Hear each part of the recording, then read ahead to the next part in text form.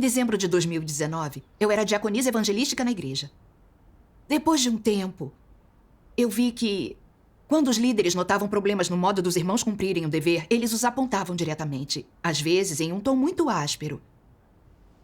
Eu achava que era correto apontar os problemas, mas do jeito como faziam, eles envergonhavam e ofendiam as pessoas.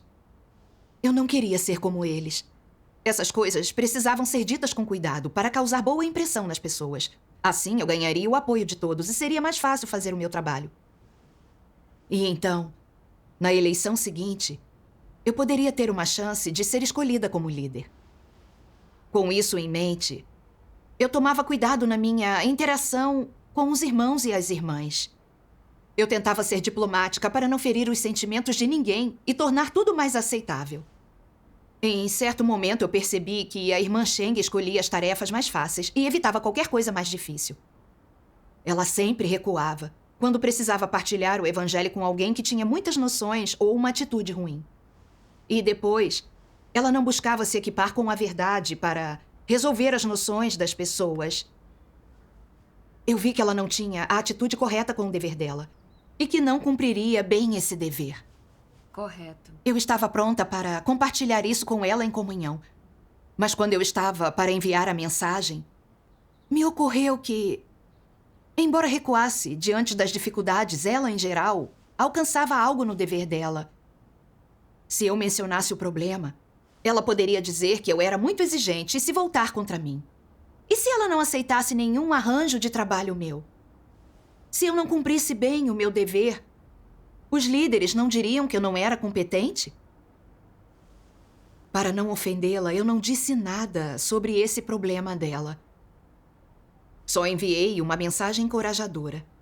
Partilhamos o evangelho com gente que tem muitas noções, mas são verdadeiros crentes. Precisamos ter amor e paciência, orar e confiar mais em Deus. Quanto mais dificuldades enfrentamos, mais nossa fé pode ser aperfeiçoada. Não podemos recuar. Na época, ela concordou.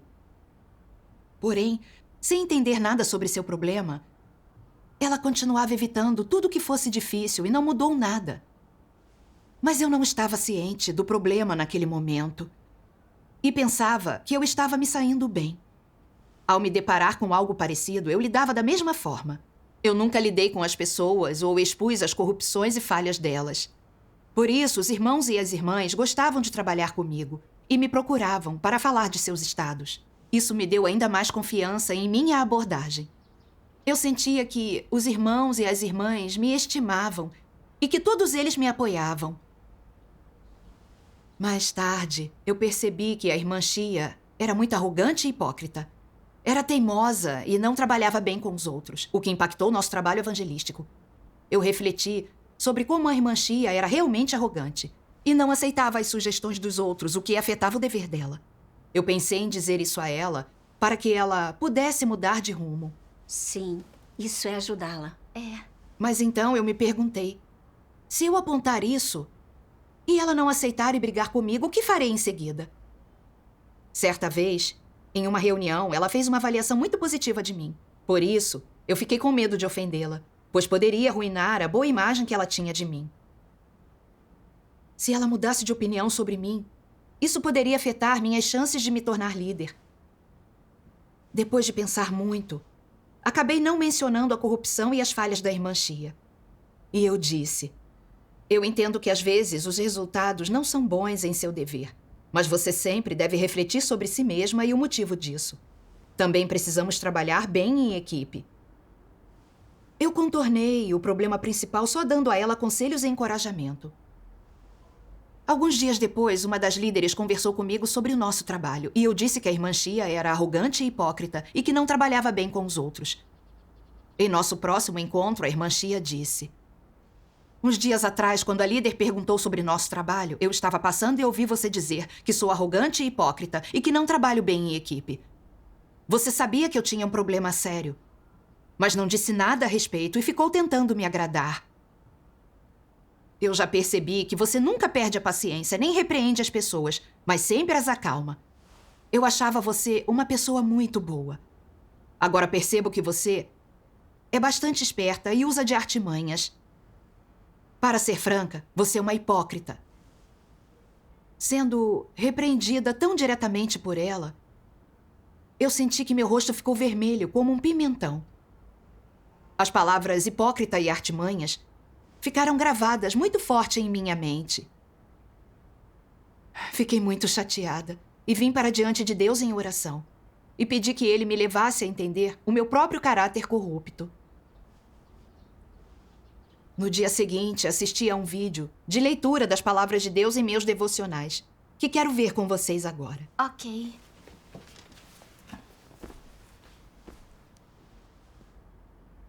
Deus Todo-Poderoso diz: muitas vezes, a desonestidade é externamente evidente. Quando se diz que alguém é muito dissimulado e astuto com palavras, isso é desonestidade. E qual é a característica principal da perversidade? Perversidade é quando o que as pessoas dizem é especialmente agradável ao ouvido, quando tudo parece certo e irrepreensível e bom sob todos os aspectos, mas suas ações são especialmente perversas e altamente furtivas, e não são fáceis de discernir. Para alcançar seus objetivos secretos, muitas vezes elas empregam algumas palavras certas e expressões que soam bem e usam certas doutrinas, argumentos e técnicas alinhados aos sentimentos das pessoas para tapar seus olhos. Fingem ir em uma direção, mas na verdade vão em outra. Isso é perversidade. Normalmente, as pessoas acham que é desonestidade. Elas têm menos conhecimento da perversidade e também a dissecam menos. Na verdade, é mais difícil identificar a perversidade do que a desonestidade, pois ela é mais oculta e as técnicas e os métodos envolvidos são mais ardilosos. Quando alguém tem um caráter desonesto dentro de si, costuma levar só 2 ou 3 dias para os outros verem que ele é desonesto ou que suas ações e o tipo de coisas que diz revelam um caráter desonesto. Mas quando alguém é chamado de perverso, isso não é algo que pode ser discernido em 1 ou 2 dias. Pois se nada significativo ou específico acontece em curto prazo, somente ouvindo as palavras da pessoa, você teria dificuldades de saber o que ela realmente é. Ela diz a coisa certa, faz a coisa certa e que consegue cuspir doutrina após doutrina. Depois de passar 2 ou 3 dias com uma pessoa dessas, você acha que é uma pessoa boa, que é capaz de renunciar a coisas e a despender-se, que entende coisas espirituais, que tem um coração que ama a Deus, que age com consciência e sentido. Entretanto, você começa a lhe confiar tarefas e logo percebe que ela não é honesta, que é ainda mais insidiosa do que uma pessoa desonesta, que é perversa.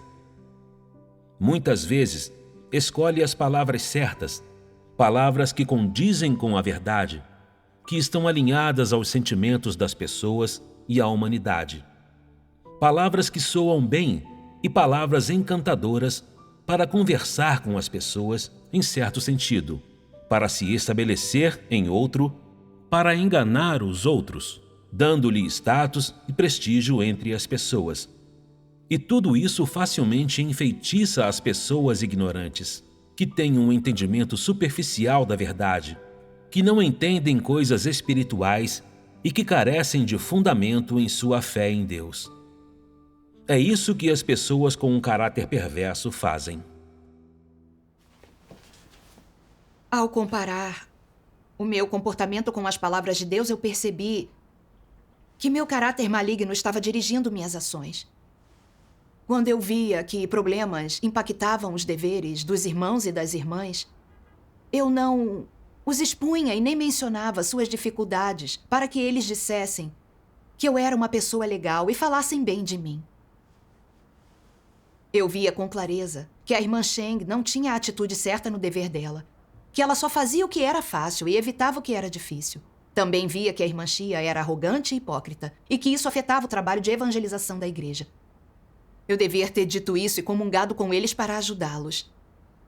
Mas eu estava muito preocupada com o que pensariam de mim, que não me apoiariam em meu trabalho, que os líderes me menosprezariam se o meu desempenho piorasse. Por isso, eu dizia apenas coisas boas e falsas para incentivá-los. Desse modo, eu protegeria o meu relacionamento com eles, manteria a minha imagem e eles continuariam a gostar do meu trabalho. Assim, eu mataria 2 coelhos com uma cajadada. Eu era ardilosa e inescrupulosa e enganava as pessoas. Eu as enganei fazendo com que pensassem que eu me importava e era compreensiva, e elas me admiravam e idolatravam. Só então eu percebi que eu tinha um caráter ardiloso e maligno. Se não fosse pela repreensão da irmã Chia e pelas revelações das palavras de Deus, eu ainda não teria entendido o meu caráter maligno. E eu também não faria ideia de como isso era sério. Então percebi como as minhas ações foram desprezíveis. Eram repugnantes para Deus e revoltantes para os outros. Mais tarde, eu li o seguinte nas palavras de Deus. Deus Todo-Poderoso diz: alguns líderes da igreja não repreendem irmãos nem irmãs quando os veem cumprir seu dever descuidadamente, embora devessem repreender. Quando veem algo que é claramente prejudicial aos interesses da casa de Deus, fazem vista grossa para não ofender os outros. Fazem isso não por consideração às fraquezas dos outros. Sabem claramente o que pretendem. Se eu continuar assim e não ofender a ninguém, todos acharão que eu sou um bom líder. Terão uma opinião boa e elevada de mim. Eles me favorecerão e gostarão de mim. Não importa quanto dano seja feito aos interesses da casa de Deus. E não importa o quanto o povo escolhido de Deus seja impedido em sua entrada na vida. Ou o quanto a vida da igreja seja perturbada. Tais pessoas se agarram à filosofia de Satanás de não causar ofensa. Nunca sentem autorrepreensão. No máximo, podem mencionar casualmente algum problema e encerrar o assunto. Não comunicam a verdade, nem apontam a essência dos problemas dos outros. E muito menos dissecam os estados das pessoas. Não conduzem as pessoas para a realidade da verdade. E nunca comunicam qual é a vontade de Deus. Nem os erros que as pessoas frequentemente cometem, nem os tipos de caráter corrupto que as pessoas revelam. Elas não resolvem esses problemas práticos. Em vez disso, mimam as fraquezas, a negatividade e o desleixo dos outros. Sempre deixam passar os comportamentos dessas pessoas sem rotulá-los apropriadamente. E precisamente porque elas fazem isso, a maioria das pessoas vem a pensar: o nosso líder é como uma mãe para nós. Ele tem até mais compreensão por nossas fraquezas do que Deus. A nossa estatura pode ser baixa demais para cumprir as exigências de Deus, mas basta podermos estar à altura de nosso líder. Ele é um bom líder para nós. Se as pessoas abrigam tais pensamentos, se elas têm esse tipo de relacionamento com o líder delas, e têm tal impressão dele, e sentem tamanha dependência, admiração e adoração pelo seu líder, como é que então o líder deve se sentir?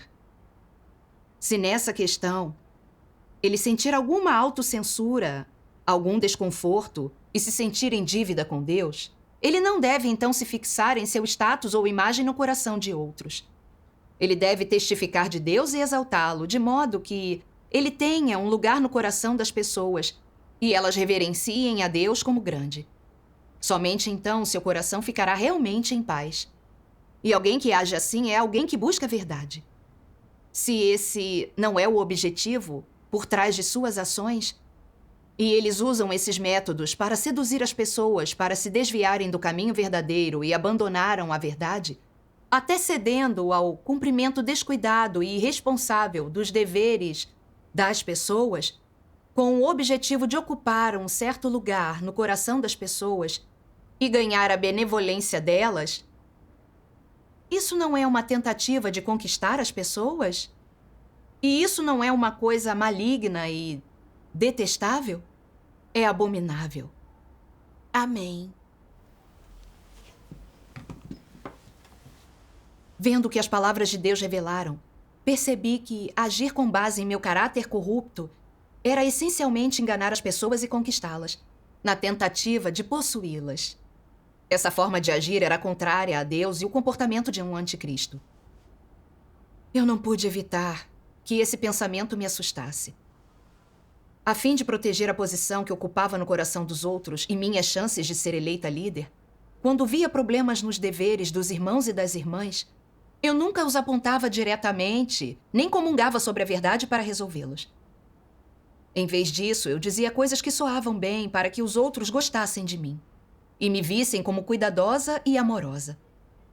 Sem perceber, eu estava acumulando seguidores. E no fim, essas pessoas a quem eu enganava não só não conseguiam ver os problemas delas e corrigi-los, mas sua entrada na vida era prejudicada e elas até me idolatravam.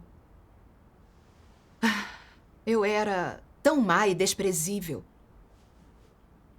A minha total falta de consideração pela vida dos irmãos e das irmãs, enquanto eu os mimava ao cumprirem seus deveres confiando em seus caracteres corruptos, causou um impacto negativo em nosso trabalho.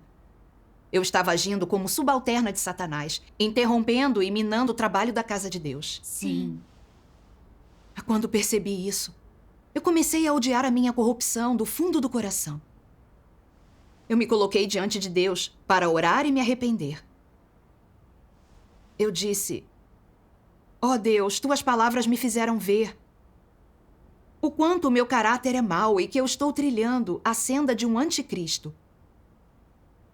Quero me arrepender, abandonar meus interesses pessoais e parar de agir segundo o meu caráter maligno." Amém. Amém. Lembrei-me destas palavras de Deus depois da minha oração.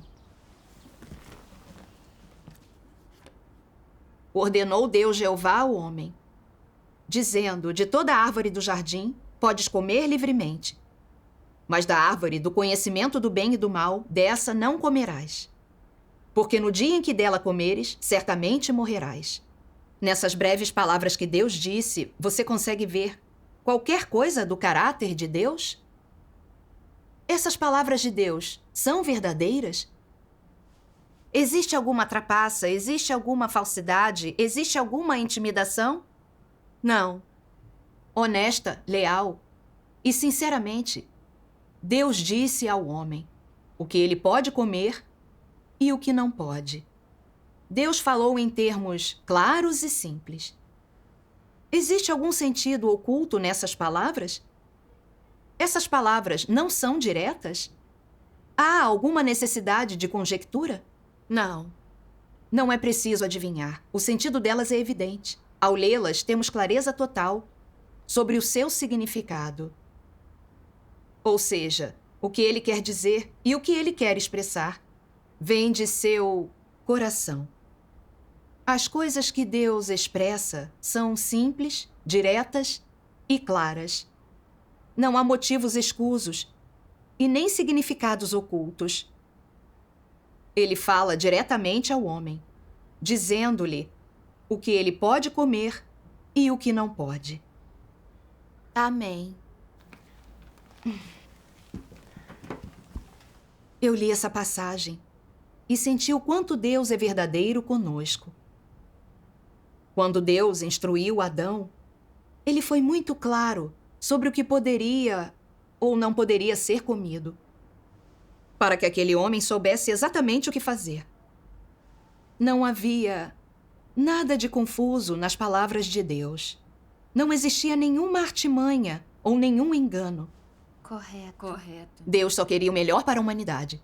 Ele estava realmente pensando em nós. Ele falou com o homem com absoluta honestidade. Eu vi que a essência de Deus é sincera, santa, benevolente e amável. Ele realmente merece nossa confiança e admiração. Sim. E eu não era sincera com meus irmãos e irmãs. Tudo o que eu dizia estava contaminado por meus interesses. Em mim só existiam mentira e engano. Eu estava iludindo e usando as pessoas. No fim, eu prejudicava irmãos e irmãs. Isso era muito mal da minha parte. Com tal pensamento, eu me senti cheia de culpa e remorso. Mais tarde, fui procurar a irmã Xia e a irmã Sheng.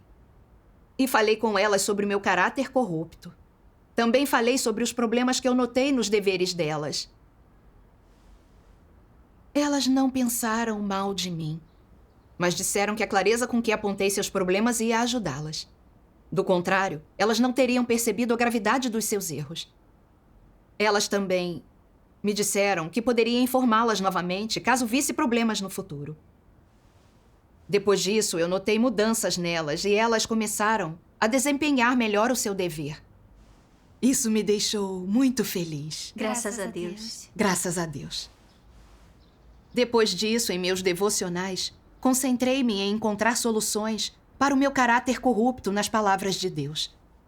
Assisti à leitura de algumas passagens das palavras de Deus que gostaria que assistíssemos. Ótimo.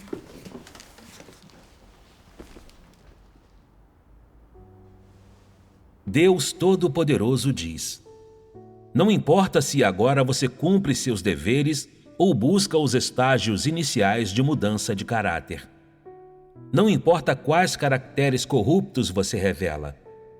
Você deve buscar a verdade para resolvê-los.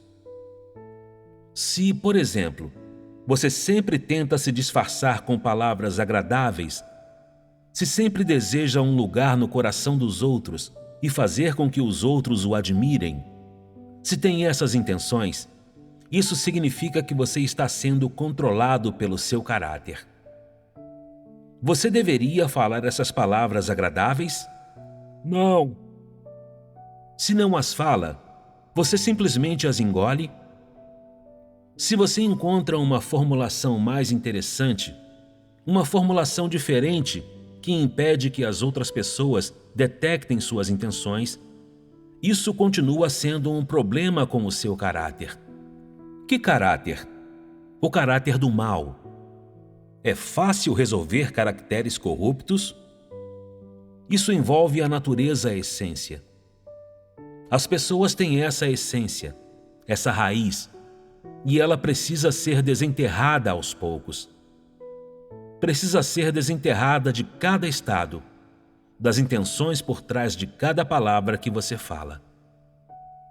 Deve ser dissecada e entendida a partir das palavras que você fala. Quando essa consciência se torna mais clara e o seu espírito mais perspicaz, você pode alcançar mudança. Tudo o que você faz, cada ação, cada intenção e cada reação devem ser trazidos para diante de Deus. Até a sua vida espiritual diária, suas orações, sua proximidade com Deus, como você come e bebe das palavras de Deus, a comunhão com seus irmãos e irmãs e sua vida dentro da igreja, e seu serviço em parceria podem ser trazidos diante de Deus para seu escrutínio. É tal prática que ajudará você a alcançar crescimento na vida. O processo de aceitar o escrutínio de Deus é o processo de purificação. Quanto mais puder aceitar o escrutínio de Deus, mais você será purificado e mais estará de acordo com a vontade de Deus. De modo que você não será atraído à devassidão e seu coração viverá na sua presença. Quanto mais você aceitar seu escrutínio, maior será a humilhação de Satanás e sua capacidade de renunciar à carne. Assim, aceitar o escrutínio de Deus é uma senda de prática que as pessoas deveriam seguir. Seja lá o que você faça, mesmo quando em comunhão com seus irmãos e irmãs, você pode trazer seus atos para diante de Deus e buscar o seu escrutínio e buscar obedecer ao próprio Deus. Isso tornará muito mais correto o que você pratica. Só se trouxer para diante de Deus tudo o que faz e aceitar o escrutínio de Deus, você poderá ser alguém que vive na presença de Deus. Amém. Amém. Depois da leitura das palavras de Deus, ficou claro que, diante de um problema, eu deveria examinar os meus próprios pensamentos Refletir sobre as motivações por trás de minhas palavras e ações. Colocar minha fala e minhas ações diante de Deus e aceitar seu escrutínio. Analisar e me conhecer quando notar que estou revelando um caráter maligno. E orar e renunciar logo a mim mesma. Assim seria menos provável que eu agisse de acordo com meu caráter maligno. E esse aspecto da minha corrupção seria gradualmente purificado. Sim. Mais tarde percebi que uma irmã aparentava ser fraca e não queria enfrentar dificuldades. Ela desistia sempre que encontrava problemas em seu trabalho de evangelização. Ocorreu-me que ela não assumia a responsabilidade por seu dever e eu precisava comungar com ela para mudar as coisas. Sem dúvidas. Mas meu problema reapareceu. Achei que se eu falasse do problema, ela poderia achar que eu estava sendo dura e com isso ficar resistente e avessa a mim. Eu me perguntei como dizer as coisas de uma forma que fosse aceitável para ela, para que ela não se voltasse contra mim. Depois de pensar isso, eu percebi que, mais uma vez, eu estava protegendo minha posição e a imagem que os irmãos e as irmãs tinham de mim. Em meu coração, eu fiz esta oração a Deus. Ó Deus, estou pronta para aceitar teu escrutínio e abandonar minhas motivações. Quero comungar sobre a verdade para ajudar minha irmã e cumprir o meu dever. Depois disso, eu comunguei com essa irmã para dissecar o problema dela. E ela ganhou alguma autoconsciência. Eu ganhei muita paz interior depois de colocar essas coisas em prática. Graças a Deus. Hoje eu tenho algum discernimento sobre o meu caráter maligno. E quando encontro um problema, procuro conscientemente a verdade e abandono as minhas motivações egoístas. Sou capaz de agir com base nas palavras de Deus. O fato de eu conseguir mudar um pouco foi alcançado por meio do julgamento das palavras de Deus. Sou muito grata pela salvação de Deus. Graças a Deus. Agora também tenho o caminho para praticar. Graças a Deus.